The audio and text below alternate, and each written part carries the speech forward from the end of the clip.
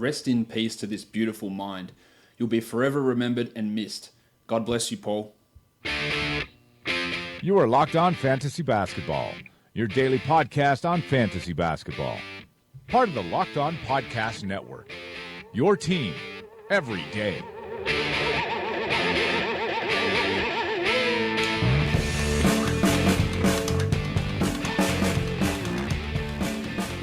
Hello and welcome to the Locked On Fantasy Basketball podcast brought to you by Basketball Monster. My name is Josh Lloyd and I am the lead fantasy analyst at basketballmonster.com, and you can find me on Twitter as always at redrock_Beeble. Opening night is 24 hours away from the time of me recording this. It might be a little bit shorter by the time you listen to it. So we are ready to go for NBA action in today's show. Just going to cover off some news that's gone down in the last 24 hours and then preview tomorrow's two-game slate in the NBA. Opening night, we're all pumped. Michael Bolton. Let's get to it. Right, that is really a good idea. Make sure you guys are checking out the rest of the Locked On Podcast Network, though. Across every NBA team, NFL team, got baseball teams, college sports, you can find all the information you want about your favorite team or your favorite fantasy player and see what's going on with the local experts covering all that off. And of course, Locked On NBA 5 days a week as well. Let's start with the news that has gone down. The Suns have signed Jamal Crawford.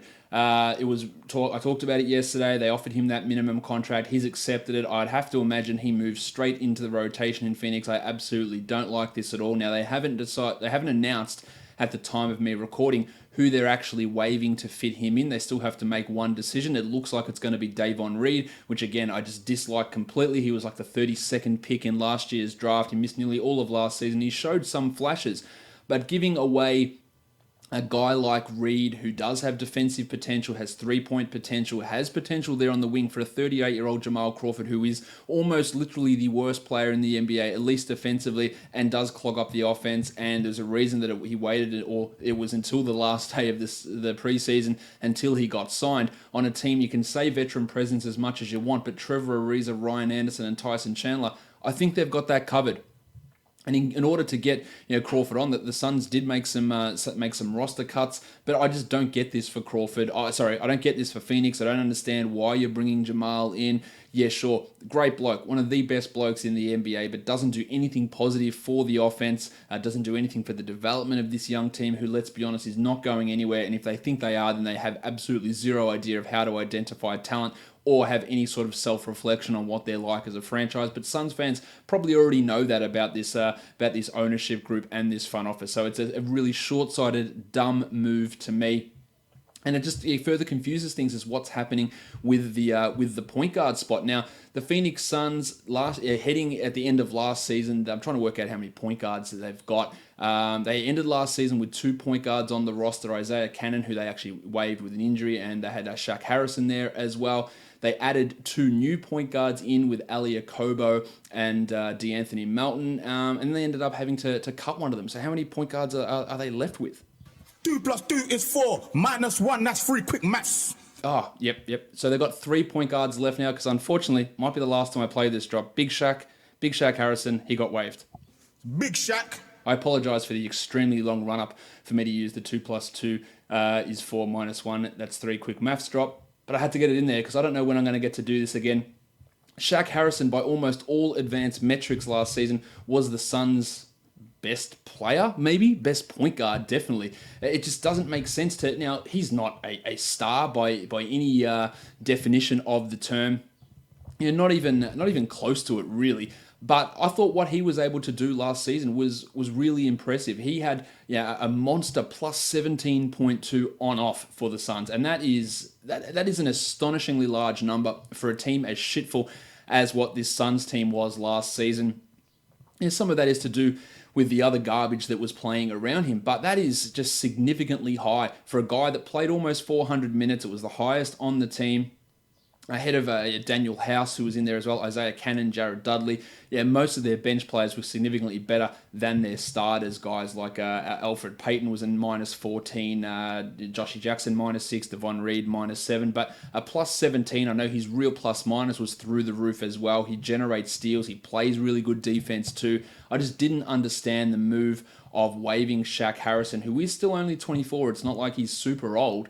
in order to get Jamal Crawford in there. But he is gone, and this would have to... So we're left with Isaiah Cannon, we're left with Ali Akobo, and we're left with D'Anthony Melton. I don't think Melton's going to be a rotation guy. So are they going to start the season with Cannon as their starting point guard? Akobo? Neither of those should be appealing to you whatsoever. I think this does mean, and I'm not really sure of how the team looks at it, but they should be starting Devin Booker at point guard. Now, that's what I thought originally, and then we heard it at practice. He was running as the shooting guard in first units, and Josh Jackson with the second unit.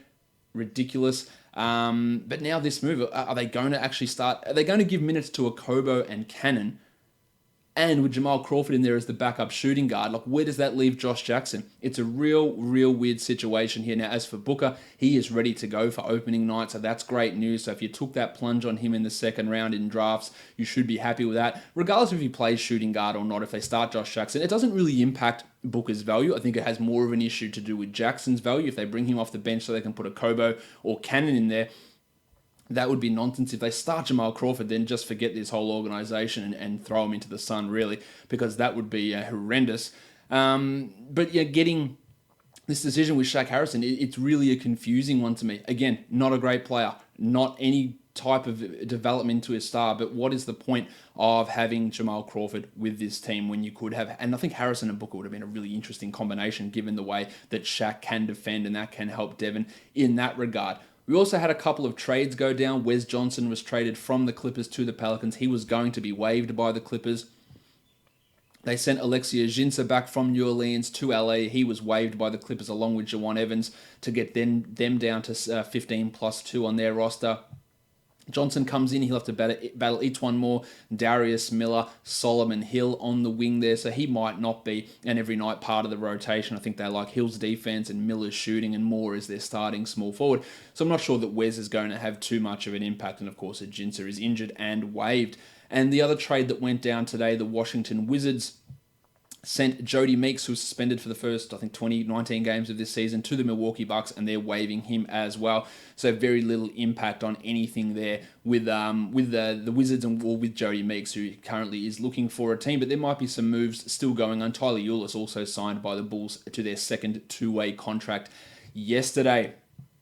I do have to tell you about the guys who are helping to support this show today, and you guys need to check out MyBookie. They're one of the most trustworthy online bookmaking sites or sports betting sites in the US. So make sure you are checking out MyBookie. If you think you know who's going to win, if you think you've got the inside edge on player props, on spreads, on totals, MyBookie is the place you need to go. Who you're betting on is just as important as who you're betting with, and that's why you should be checking out MyBookie. They are your best bet for this season. I'd only recommend a service to you guys that I know is trustworthy and I know is going to give you fast payments. They have in-game live betting, over-unders, on fantasy points scored as well, and the most rewarding player perks in the business. If you use the promo code LOCKEDON25, MyBookie will match your deposits 100% up to $1,000. You put $500 in, they'll give you another $500 to bet there as well. Dollar for dollar matching up to $1,000. That is one of the best deals in the business. So go to MyBookie and use that promo code LOCKEDON25. You play, you win, you get paid. I think that does it for all of the news that we've got so far for the NBA season. So let's move into looking at Tuesday and kicking things off with some DFS action for the season. Let's start by looking at how the current injuries look for tomorrow's games. We'll start in Philadelphia versus Boston. In Boston there, Mike Muscala unlikely to play with an ankle injury. That's going to mean more minutes for someone like Amir Johnson, probably some more minutes for Dario Saric there as well. The other injury to pay attention to, of course, is Kyrie Irving, who's questionable with a rib injury. If he is out, then of course Terry Rozier becomes one of the better DFS plays of the day. For the second game of the night, we've got the Warriors and the Thunder. Russell Westbrook, I don't think is going to play. I've got him listed as doubtful, so that means we're going to have big doses of Dennis Schroeder. No Andre Robertson as well. And then out of nowhere, Steven Adams is listed as questionable with a back injury. So that's something to pay attention to, because if he is out, then we're really looking at Nerlens Noel as an option there. Patrick Patterson and Jeremy Grant would also get a boost. Sean Livingston's questionable for the Warriors with a foot. Draymond Green will play. But his minutes are going to be limited for the first couple of games. So that's a boost to Jordan Bell and to Kevon Looney. If Livingston is out, I would imagine someone like Alfonso McKinney or Jacob Evans, who has not been good in preseason, would jump into that role. Probably some extra minutes for Quinn Cook there, also a name to pay attention to. Now, just before we get into talking DFS stuff, there has been some changes to DFS for the two major sites. Quickly, for those of you in Australia, we can play on DraftKings now. We can enter all of the main contests, and I really think you guys should be looking at doing that. So you can get into the big money GPPs, the large field double ups, and 50-50s. So we can play on DraftKings unless you're in South Australia, which for some reason you can't play because their government needs to pull their finger out of their asses and get that fixed. But we can play on DraftKings now. So I will probably run some DraftKings locked on tournaments at some point during the year as well, because we can play along with you guys in the States there as well. So DraftKings available to guys in Australia now. The next thing DraftKings is doing is making their main contests late swap, meaning that players in your lineup lock when that game starts, so not at the first game of the day. So you can wait on injury news and make those decisions later in the day. So having lineups with those injury decisions in there, guys who are questionable or their replacements, then you can make that swap when you hear that news later in the day. So it does require a little bit more effort to stay on top of it, to know, keep up with the news and make that swap when it happens. But that is an extra thing you need to pay attention to on DraftKings. And FanDuel has responded in probably the most idiotic way that you can, I think, in doing it. They're not having late swap, but they're making it so that the worst score out of your 9 players gets dropped. So you pick your 9 guys, and whoever the lowest score is, that just gets dropped out of your lineup. Now, I guess it does require less effort and less monitoring during the night, but it just really does turn things a lot to stars and scrubs, in my opinion. You can set a lineup in there, and you can throw in just a minimum priced guy there. And if that guy goes off, well and good, but then you've saved money and you can stack up your other 8 guys. But you could also use that 9th spot to put an injured guy in if he doesn't play. Oh, well, but even then, like if you're putting a $9,000 injured player into that spot and he doesn't play, you haven't been able to use that money anywhere else, so your lineup's probably going to suffer anyway, and that's not a great scenario for cash game situations. For GPPs, putting that in there might work because you might get low ownership, or putting the replacement player in there when someone is questionable, especially maybe on back-to-backs and rests, and we don't hear that news. Throwing the replacement into your 9th spot as a low salary guy, and if he plays and it jumps up and ahead of your other guys, then it is a real change. What I'm going to do this year, last year I focused pretty much on FanDuel every night and did give comments on DraftKings, but the majority of the focus was on FanDuel. I'm going to try and mix it up more this season with one-day DraftKings, one-day FanDuel, and then a little bit of a highlight on MoneyBall, DraftStars, and Yahoo at the end of the DFS portion of the show. That's how I'm planning it at this point. Things can obviously change depending on how these things work out. But yeah, that's how we're currently looking at all this stuff going down for the NBA season for DFS. Let's have a look at the first game of the night. It's the Philadelphia 76ers and the Boston Celtics. When I put this line up, it was the Celtics -5.5. That has come in now to the Celtics -4.5. Actually, when I first looked at this, it was the Celtics -6.5. So it's coming in pretty significantly towards the Sixers' favor. The total is 208.5. which is low. Again, it might vary depending on what site you're looking at. It's the lowest total of the day. It's still a decent total, but it's nowhere near how big we've got for the Thunder and Warriors game. Remember last year, the Celtics beat the Sixers 4-1 in the playoffs, and I think that series was a lot closer than people remember. So if you're immediately writing off the Sixers here, I don't think you should be doing that. That's not a great way of going about it. So let's start by looking at things today from a DraftKings perspective when we're looking at this first game of the season, which is going to be a really interesting one to look at. If we're going to talk point guards in this matchup, we've got the big situation there, I guess, is how things are going to look with Kyrie Irving.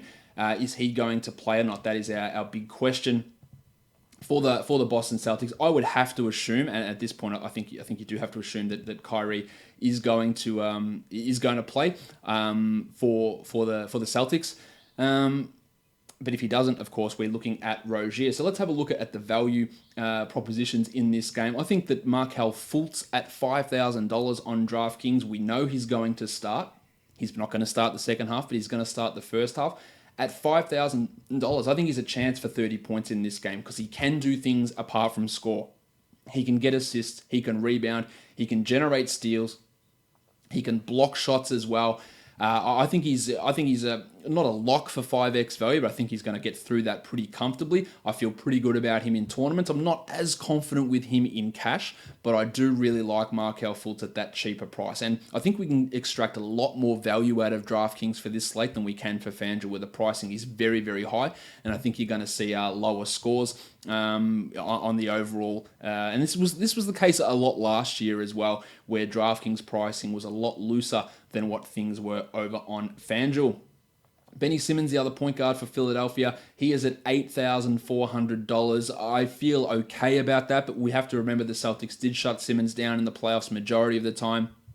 Simmons is a determined bloke.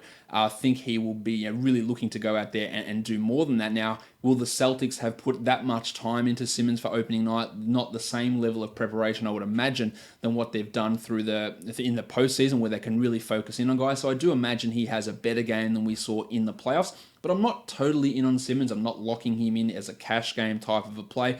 I think he still has that tournament upside, a 50-point upside scenario, but not a strong cash game guy. As for Kyrie, he's at 7,600. Now, I'd much rather take Kyrie than Simmons, even for cash.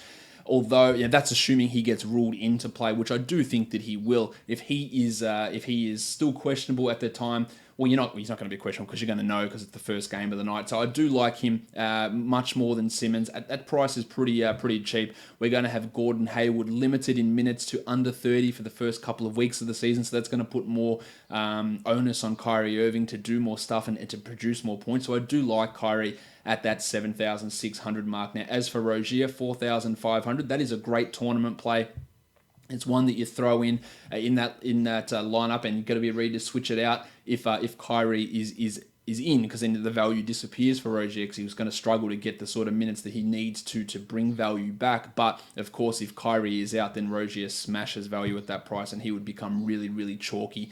And everyone would have him, and he'd become a must-play cash guy if Kyrie actually happens to be ruled out. If you want to look at some GPP type of point guards, Landry Shamet and TJ McConnell, both of these guys I believe are going to be in the rotation. We saw Shamet go off in China. We've seen McConnell have some big games against Boston before. If I'm leaning towards one of those guys, it's probably Shamet. He saves me $200, and he has that microwave scoring ability that he can go out there and drop a quick 12 or 15 points in 12 minutes just by getting hot from three, and that could be enough to bring that value in at minimum salary $3,000. So I do like him in that regard. You've also got Marcus Smart at 4,400, who would be a great cash play if Kyrie's out. At the way currently things stand, I'd probably leave him alone, but if Kyrie is out, I'm all aboard Smart at that price. Cheaper than Rozier, and having both of those guys give you so much flexibility in building a lineup. Now, when we talk about guys who are a shooting guard, we're looking at Jaylen Brown here, 5,300 for Jaylen. I'm just not sure how he's going to fit in alongside Gordon Hayward and Jason Tatum. That's the worry for Jaylen. He is inconsistent with production, so he's not someone that I'm super into, but it's not easy to find a good shooting guard, especially in this game. So Brown is okay at that price. I think he's got a decent enough floor, but how high is the actual ceiling there for Jaylen? And then you've got JJ Redick at 4,900. Coming off the bench probably takes a minute or two away from him, I would guess. Not a huge amount, but enough. But one of the things that was surprising with Redick last season was his ability to handle the ball and get assists, and I do think that might be limited with Fultz in the lineup too. So I'm not massive on JJ there. And then you've got that's probably all. Furkan Korkmaz is also listed as a shooting guard guy, but I'd rather have someone like Landry Shamet at that minimum salary. Bob Covington, a small forward, 4,700 for Bob Cov.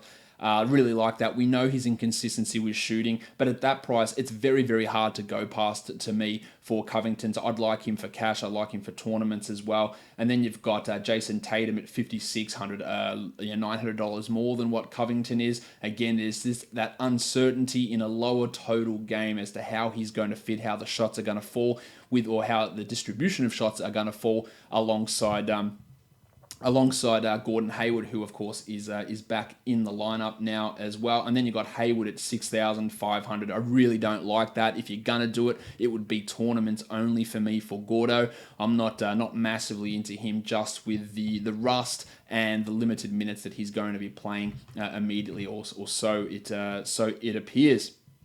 Guys, if your company is looking for a new way to reach customers, your company, it could be mentioned right now. Podcast listeners are 60% more likely to interact with sponsors that they hear on their favorite podcast. Our demographic is 98% male. They're more educated and they earn more money than traditional media audiences. So have your company sponsor the podcast. Email me at redrockfantasybasketball@gmail.com. All right, let's look at some big men now in this one. I think there's not much there. Dario Saric is at 5,500 as a power forward and small forward for some reason, eligible player. I think the absence of Wilson Chandler and likely Mike Muscala does give Saric a bit of a bump up. I think he's a low upside play, but a decently safe cash player if you are looking for a power forward. And Marcus Morris at 4,200. I just don't really see the minutes there for Morris. Not someone I'm keen on. Same with Shemi Ojale. And for the centers, of course, we're looking at Al Horford, 6,100. That feels really safe to me. I'm not sure there's enough upside in Horford with the lack of scoring, most likely given the players around him. But at 6,100, I feel confident about him getting to that at least 30-point mark. The upside is pretty limited, though, for Horf. And then you've got Joel Embiid at 8,800. He did struggle a little bit with Aaron Baines at times. $8,800, you're looking for someone to be going 45, 50 type of points. I'm not quite sure I'm there with Embiid in this matchup against the Celtics. But again, finding these high-priced players on a two-game slate, you're going to have to use some Embiid. And I think his ceiling is obviously much higher than someone like Al Horford, even if the risk profile is probably a little bit larger than Horford, of course. Over on FanDuel, things are relatively the same. Fultz still comes in as a decent bargain guy at 4,700. We love Rozier at 41. In fact, I like Rozier at 4,100 on FanDuel, given the pricing. Even if Kyrie does play, I think there's value at 41, and of course that just smashes through the roof, and he is a guy you want in all those lineups because, again, lower score drops. If it doesn't work out, then who cares? But if Kyrie doesn't play, then that's really going to work out for Rozier. So having him in there, especially if it's last-minute news for Kyrie, having him in there could really work out nicely. Kyrie at 84 is not a bad play on FanDuel. There is that element of risk, of course, but we should know hopefully in advance. And Jason Tatum probably is a little bit more viable to me to use on FanDuel at 6,200. Again, the pricing there is so much larger. $10,000 for Ben Simmons is pretty expensive. 10,400 for Joel Embiid is one that I do want to stay away from. You still got that value in Landry Shamet and TJ McConnell, 3,500 and 3,600 respectively. That's minimum salary 3,500 on FanDuel, so we're right there. Hayward at 7,400 is an avoid for me. Covington at 65 and Saric at 64. Neither of those look sensational, but in Jaylen Brown at 59, probably looking at that more as a GPP type of a guy over on good old FanDuel. Let's go on to game 2. It's the Oklahoma City Thunder and the Golden State Warriors. The Warriors at the moment, minus 11.5 point favorites. The total 224 points.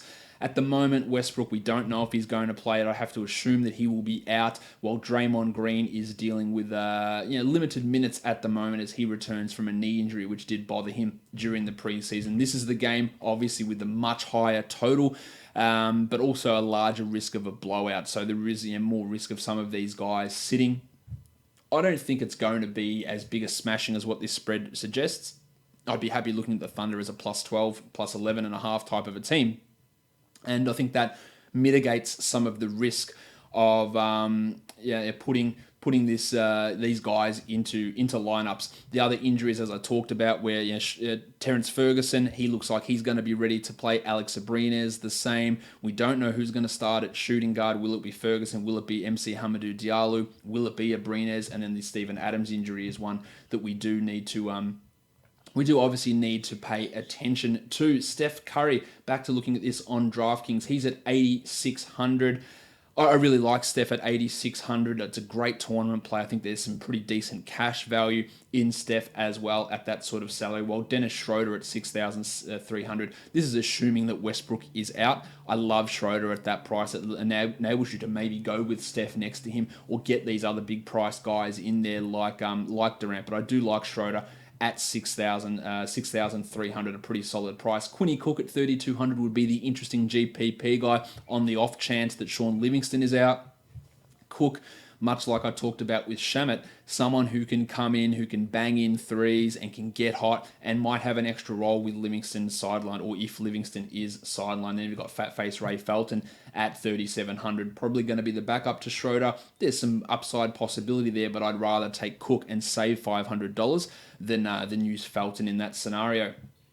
Klay Thompson's 5,900 on DraftKings. I really like that. That's really strong for cash. There's tournament upside in it as well. Very hard to go past Klay Thompson, especially on a team that's going to be starting a backcourt of Schroeder and maybe Diallo, maybe Ferguson. Just no one to defend Klay or Steph really at all. That's going to help both of those guys be able to reach that value a lot easier. As for Diallo, MC Hammer, 3,100 for him, almost minimum salary. I love that for a tournament play. The upside is there for him. It could absolutely be a disaster as well. He might not start. Terrence Ferguson is back. You could consider Ferguson, who I wouldn't. He just does nothing fantasy-wise. Even if he starts, he's not someone I'm really looking at all that closely. And Abrines as well at 3,200. Diallo's the one that I want out of those guys, but they're all relatively interchangeable in terms of taking flyers on shooting guards. Andre Iguodala's at $4,000. I think he's steady. I don't think there's really much upside in Iguodala, but he can be a steady cash guy. But on DraftKings, you'll find better options than Iguodala. And the other option there is Timothé Luwawu-Cabarrot at 3,300. Again, not sure the upside's really high enough or the floor high enough for cash. Small forwards, it's Kevin Durant, $9,000. Absolutely love Durant at $9,000. Bang, lock him in. Happy with that in cash. Love it in tournaments. He plays well against Oklahoma City. He plays well against everyone. He's as consistent as they come. No real concern there. And then on the other side, Paulie George at 8,000. That's pretty bloody hard to go past as well. Yes, I like Paul George here. Westbrook out. He's going to be getting a ton of usage. So he is a strong cash play, a strong tournament play. Other small forward eligible players, you've got Jeremy Grant. He gets I don't know why he's small forward eligible. He won't be playing there at all. But if Steven Adams is out, he is going to be an interesting tournament type guy. So someone you could throw in on the hope that Adams misses and you get a little bit of value there out of Jezza. I'm just disappointed in myself that I mentioned MC Hamidou Diallo and I didn't play the drop. Stop. Have a time. There you go. There's your bonus MC Hamidou Diallo drop. Let's talk big men. Now, all of these guys are center and power forward eligible. Jordan Bell at 4,100. I just don't know what Steve Kerr is going to do. He's going to start Damian Jones, but with Draymond limited, Bell should get some backup minutes there. I don't feel super confident with him at the moment. His preseason hasn't been fantastic. I'm a big Bell supporter, but it doesn't matter if I support him. It's a bit about if Steve Kerr supports him. So what are we going to do with Geordie here? I think he's more of a tournament upside-ish type of guy rather than a cash play on DraftKings, especially with many other cash options around. Then you got Looney at $500 cheaper. Kevon Looney, $3,600. Happy with that with a GPP. He can come in and get steals and blocks in big bunches, which is obviously really useful. And then Draymond Green at $7,300. The limited minutes do worry me with Draymond. If the game is a blowout like the spread suggests, and they'll be really quick to limit what he can do. So I don't love Draymond here at all. I think you can use him, but I don't love it. And then Patrick Patterson, who I imagine is the starting power forward for the Thunder. He comes in at $3,800. No Westbrook. Someone is going to have to take some of the usage. That'll mainly be Schroeder and George. But Patterson is one of the biggest high minute, low usage or low fantasy point producers that there is. At $3,800, you could consider it. I think there are much better options on DraftKings and some of his pricing on other sites is more appealing. If you want to look at the center eligible guys, if Steven Adams is playing at 5,800, centers against the Warriors, it's been a DFS mantra is to try and avoid those guys a lot of the time. Adams at 5,800, I think is pretty okay to use that. He should be able to go out there and play pretty well. And then the guy matching up against him is Damian Jones, who has not been good through the time in his NBA career, but he does play well against Oklahoma City and the big bodies against Adams. At minimum salary, absolutely someone who I would consider looking at as a as a GPP option over on DraftKings, just because of that matchup against Adams and getting him those extra minutes. Now, we don't know how that's going to work. There are three centers, Bell and Looney as well here for the Warriors, but Jones has shot blocking upside. He can get them in bunches. He can be a high efficiency type of player as well. So he is someone to pay attention to. And of course, the biggest one of them all is Nerlens Noel, 3,600. If Steven Adams does sit, Noel is going to crush that. A great option to use in your tournaments. Would be interesting to put it in as a cash guy. Maybe you put him in a cash lineup. If you hear that Adams is playing, you switch him out and you put Damian Jones in there. That's only $600 difference, and you're still going to get, I guess, decent production. You could switch him out, put Patrick Patterson in there if you wanted to as well. If we hear that Adams is playing, because Patterson is still going to get significant minutes, not a high production sort of a player. But Noel would be that interesting type player. And if Adams is out, you're looking at him in cash and in tournaments. I don't think you can have too much debate about that. If we look at this on FanDuel, it's there's more value in this game FanDuel-wise than there is in the first game. Schroeder at 6,100, one of the best out there. Patrick Patterson and Kevon Looney, again, minimum salary players, so I'm happy to use them over on FanDuel, fitting into that lower score drop type mantra as well. If they shit the bed, then someone else can pick up that slack, and it is only minimum salary. I love Paul George and Steph quite a bit on FanDuel. Durant a little bit further down the list because he comes in at 10,600, while MC Hamidou Diallo, he's a minimum salary player as well, but I'd put him behind Looney and behind Patterson over there on FanDuel in terms of looking at that value. Now, what I'm going to do for shows for this coming season is go through a stud and a value play for each of the 5 major DFS sites.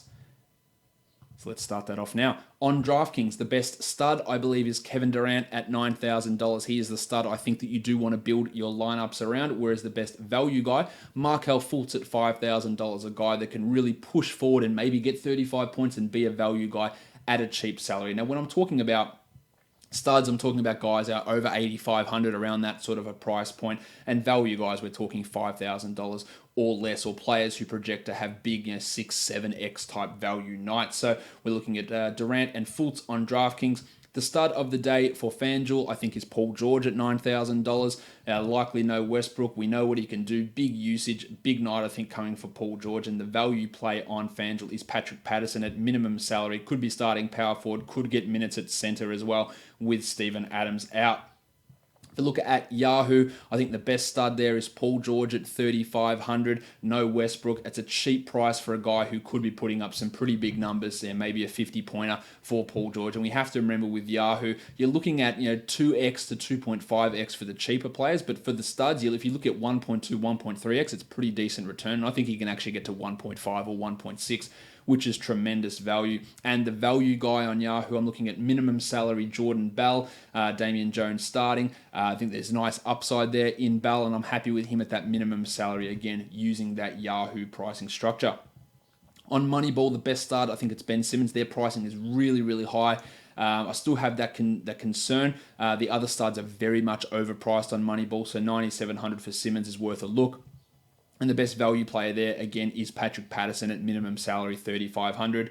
And then on DraftStars, the best stud is Kevin Durant, $18,610. He's consistent. That's a cheap enough price for a stud on a 2-game slate, so I really want to look to build lineups around him. And the best value play, I think, is minimum salary, $5,000, Kevon Looney. He may end up playing more than Jones and Bell as well. So at a minimum salary on DraftStars, it's pretty hard for me to go past Kevon Looney over on DraftStars.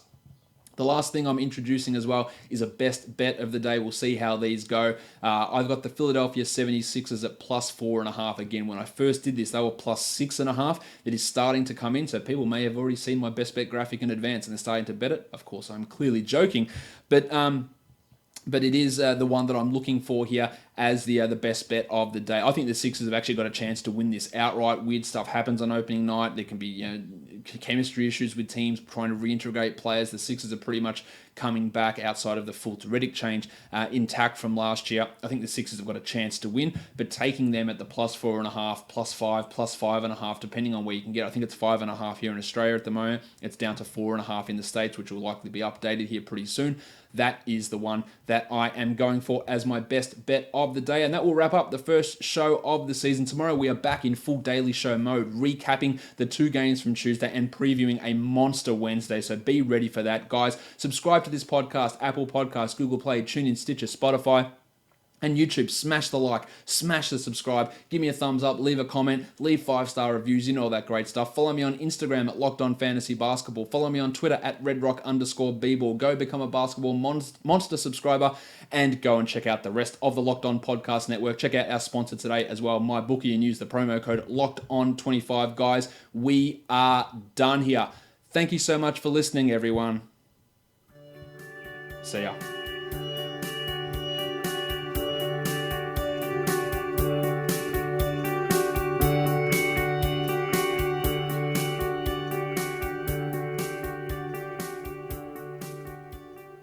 Evan Turner. R.I.P. Paul Allen.